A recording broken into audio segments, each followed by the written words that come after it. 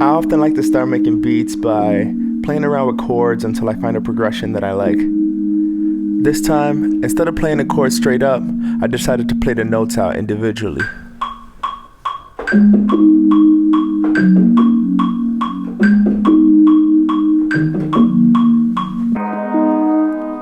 To build on that, I then laid the actual chords with a piano sound.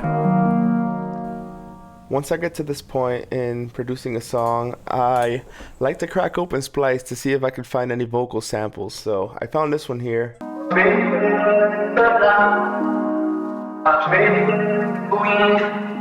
I kind of don't like this part, so I'm gonna try to just copy this first half over.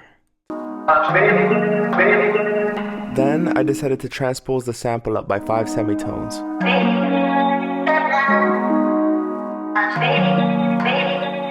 Now, it's time for some of that bounce. Let's bring in the drums.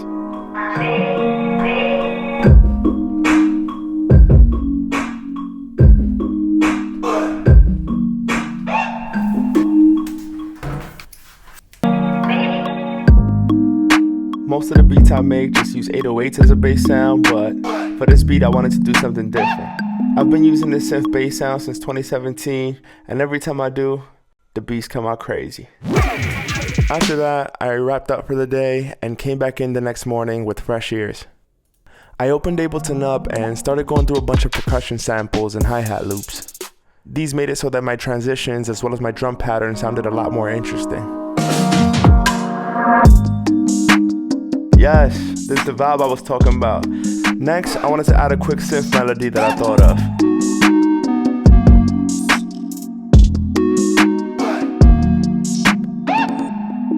My favorite type of beats are those that have different sections and are very dynamic. So I wanted to create a breakdown section here that could possibly serve as a hook.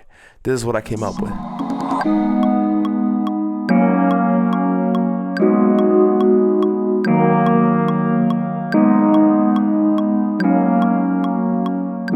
I'm not going to bore you guys with all the details of how I built this entire hook section. What I did was move things around, arrange things a little bit differently, and also I added some little effect sounds like little transitions, swoops, sweeps, whatever they call them, in order to tie things together a little bit better. Check out how it sounds.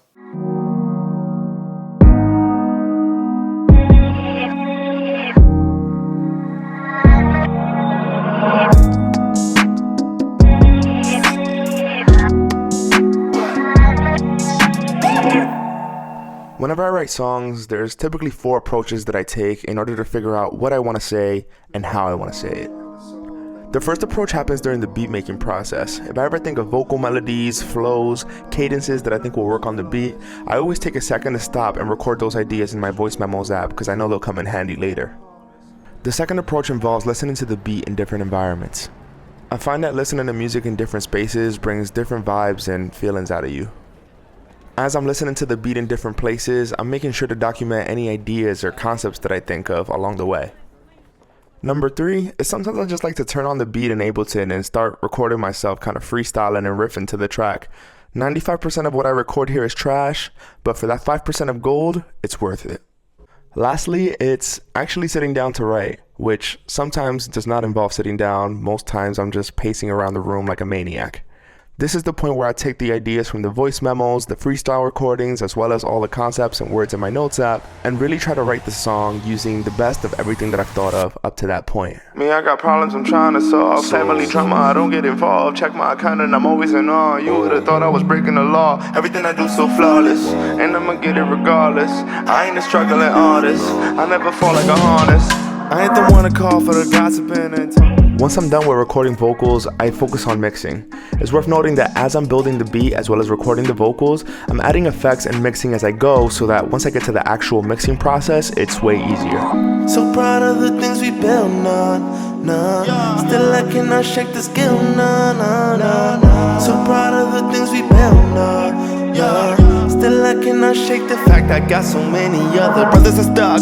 I'm spiraling up, a whole lot of work, a whole lot of luck.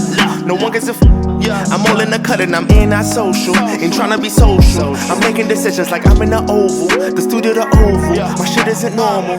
After I came up with the studio, the Oval line, I knew right away I wanted to put a studio in the Oval office for my cover art. Another thing I do after I finish recording is I typically go back in to add additional production to complement the vocals.